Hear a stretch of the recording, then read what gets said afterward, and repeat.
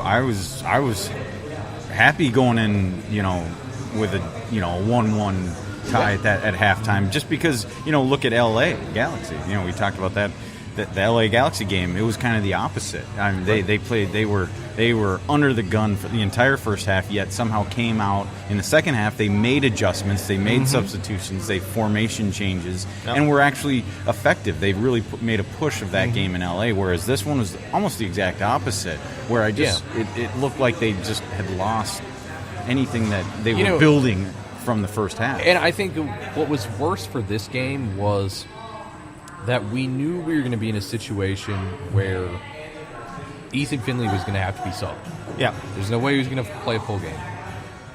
And so there's one offensive sub. Mm-hmm. Well, Angelo hasn't played a full game yet either. Yeah, he had to be subbed out. And that's the most likely area to interject some spark anyway. Which they did. So you get rid of Abu. Then Finley's got to come out. Well, there's no one to replace Finley with because Romario's injured. He's I mean, Dinladi was their only option. Yeah, so you had to go defensive. Mm-hmm. So they tried to.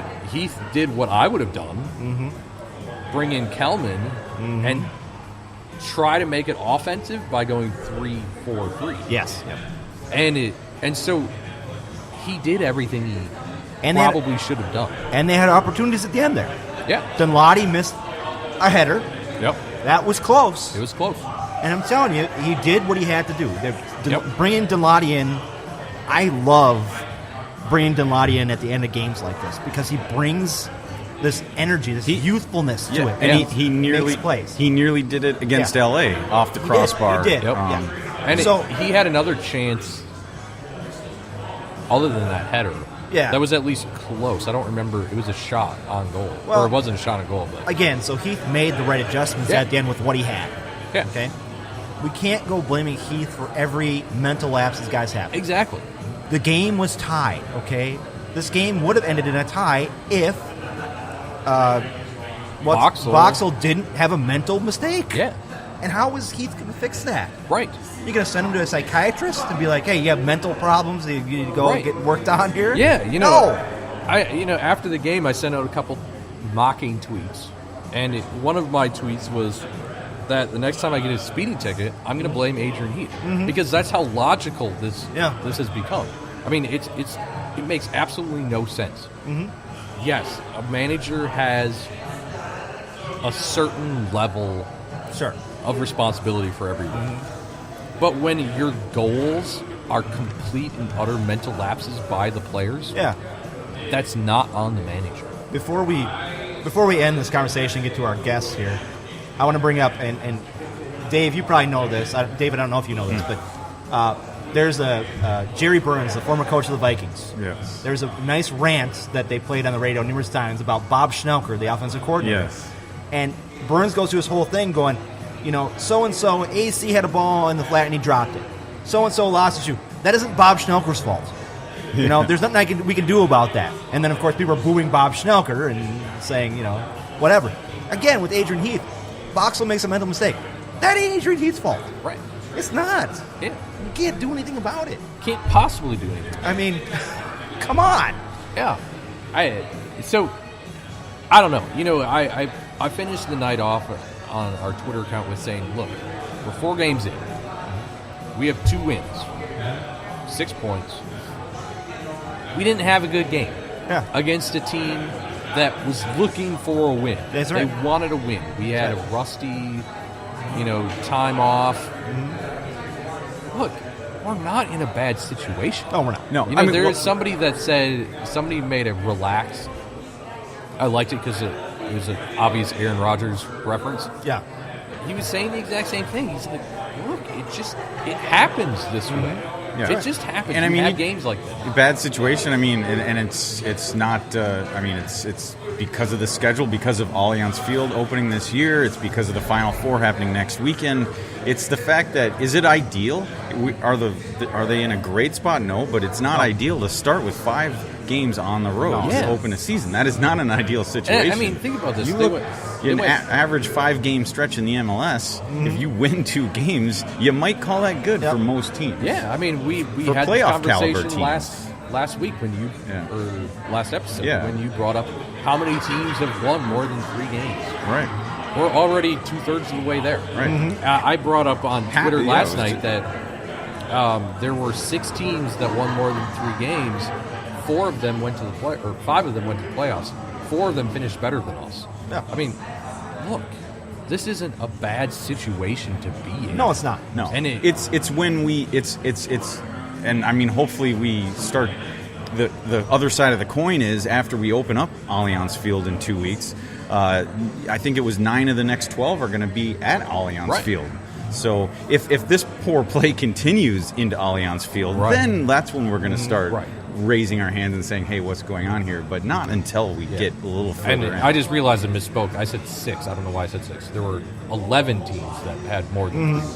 Yeah. So, I mean, I just don't. It's one of those things where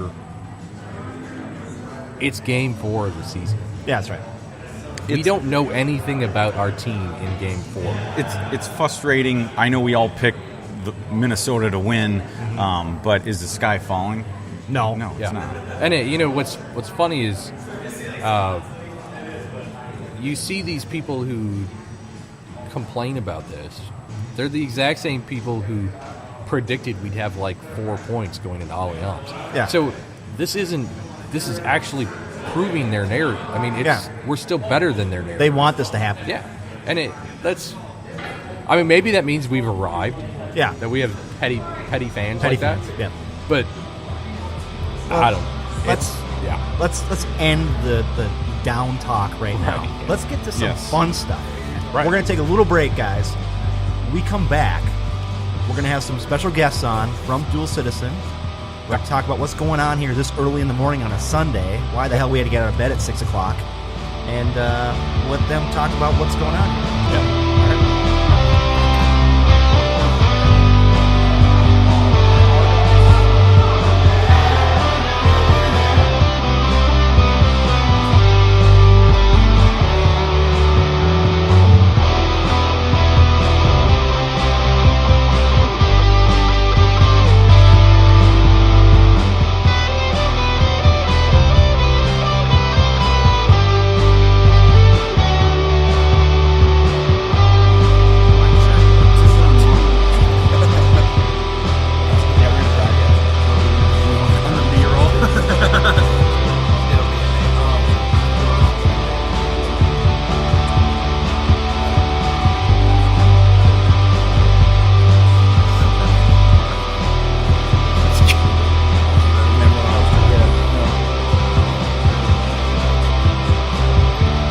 We're back at Dual Citizen Brewing here in Minneapolis. We have some special guests here. It is early, guys. What time? Guys on the other side, what time is it right now? 18 after 9. Yeah, on a Sunday morning. We have James, Corey, and Zach from True North Elite. We also have Max, who is the head brewer / owner of Dual Citizen. And so, one of you guys from True North Elite, why are we here today? We are in the midst of brewing a collaboration beer between True North Elite and Dual Citizen Brewing. Nice. So, let's go to Max. Max, they came to you and said, we want to brew a beer. So what'd you decide to do? So we were talking about using ingredients that would be true to Minnesota. We wanted something light and easy drinking, so we started talking about doing a pre-prohibition style ale, using the ingredients that typically would have been available here in Minnesota back when there was a brewery on every corner. So we've got some 6-row barley, which is a little bit different than the standard 2-row barley that we would use today. We've got some corn in there, and we got some wheat. So it should be pretty light-bodied, have some nice sweetness. We're going to be using some cluster hops as well, which have been native to the area. Nice. So, when True North Elite came to you and said, first they came to you and said, we want to have, we want to be here before home games. And you're like, yeah, let's go ahead. Fine, fantastic, right? Absolutely. And they said, we want you to brew a beer for us. And you jumped all over that, didn't you? Oh, absolutely. You know, we've been really trying to position ourselves here with the soccer fans. Great location from the brewery to the stadium. So want to do everything we could to really connect this partnership. Yeah, it's looks like it's turning out really well right now. So Oh, yeah. Brew's moving along smoothly. We're filling the kettle right now. So yeah, we were actually we got here at 7 a.m. and we saw them putting all the different ingredients in. Some of the True North Elite people got to do that, got to kind of see the process. And this will be available when? we were hoping to have this on tap for the home opener on the 13th. Nice, because we will all be here for that. Yes, we will. Get your drinks So- in. Get your drinks in. That's right. So, guys from True North Elite, how did you guys decide to have Dual Citizen be your brewery before games? It's literally location is key. Okay. And it's a within walking distance of the light rail and the stadium, and it's just a perfect spot to start the day right Okay. before match day, and the space is perfect. It's open and TVs to watch games beforehand and stuff like that. It's just couldn't ask for a much better location. So And then you get to know the owners and the people who work here, Sure, and sort of the mission of Dual Citizen in terms of how you guys try to give back to the community really ties into the ethos of our supporters group as well. So it just feels so comfortable. And you guys, I know you guys do a lot of community stuff, and I know Max does a lot of community stuff too, so it's a good partnership going on right now. Absolutely. What I wanted to ask was, Max, when they came to you first, were you a soccer fan at all? Oh, yeah. Yep. You were a My soccer family's fan. had season tickets. We're in the Itasca Society. So Okay, cool. We've been just really excited about the stadium coming together here. Sure. So it was very serendipitous when they approached us. Are you excited about the beer prices at the stadium? Because you're going to get more people here now. In front of the game. Yeah, it's half off. The stadium prices. That's what I thought. I saw the prices. I'm like, oh, Max is going to be very excited about these prices.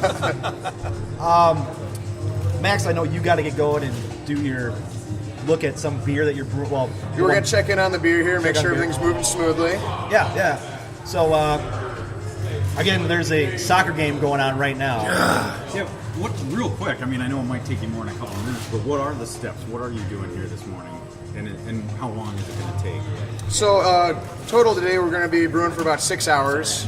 We start out with our grain. The main goal is we're going to take the starch inside the grain, convert it to sugar, leave that plant matter behind, and then we can give the sugar water to yeast, which will then in turn produce alcohol, which is the whole point of what we're doing, right? Yes, of course. Yeah. So it's a little bit oversimplified, but so we've converted all the starches into sugars, and we're in the process of transferring that sugar water off of the plant material. Okay. And then we'll boil it, sanitize it, add some hops, and then cool it down and give it to the yeast. So, I don't think we said, what's the name of this then? what's the name of it? Of the beer? Go ahead. The True North the name of- Pre-Prohibition Ale. Yep. True North Pre-Prohibition Ale. Okay. Yep. Yep. Good.